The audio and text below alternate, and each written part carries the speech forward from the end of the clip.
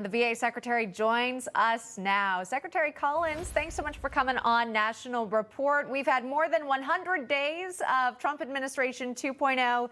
Can you share an update about what your office has been able to accomplish during this time and maybe some notable changes?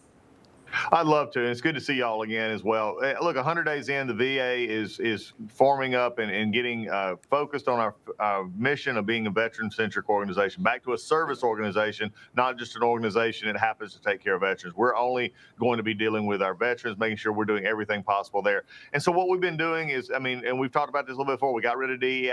We put the American flag and the POW flag as the only things that will be flown here. We've already started a restructuring, reorganization look to make sure that we're actually spending the monies and the people and placing people where we actually need them. As the clip just said, as we were coming into this from my hearing the other day, we put billions of dollars and thousands of people into the problem at the VA, but yet our wait times and our backlogs all went the wrong direction. So we're looking at that right now. We're able to move some money. We've been able to move several $100 million away from contracts, stuff that we should have been doing anyway, PowerPoints, meeting notes, things like that, and moving those into more of a healthcare centric, looking at our community care, our IT structures.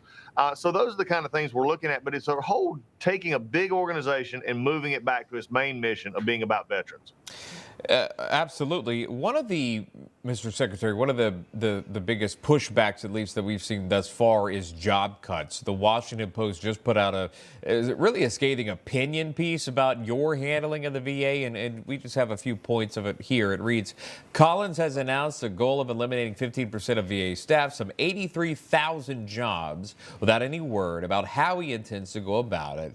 This has spread fear among staff and veterans alike that health care will be curtailed. Do you have a response to that, sir?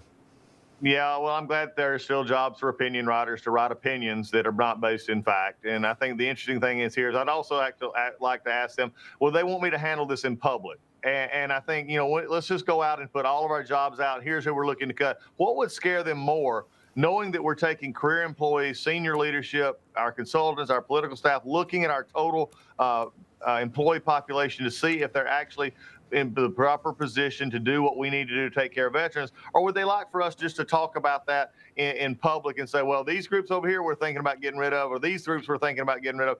You see, what we're doing is, are we doing a proper job in making sure that we're taking care of veterans? So what I want to do is in a proper way, with a scalpel, as opposed to what the Democrats and, like I said, some of the opinion writers in the Washington Post want to think. They want everything out there so that they can leak it, spin it, and turn it into a divisive thing. We're looking at this as saying, what does the VA need to do to be more veteran-centric? And we're going to do that in the proper way. We're going to do it with a very measured approach. We're not measuring twice and cutting once. We're measuring 3 times. And again, is that goal going to be the total that we have?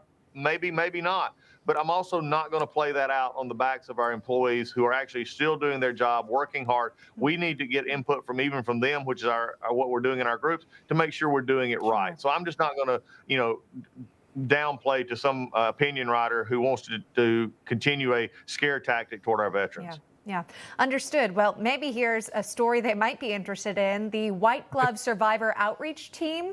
We understand this is a new initiative. Can you tell our viewers briefly what it entails?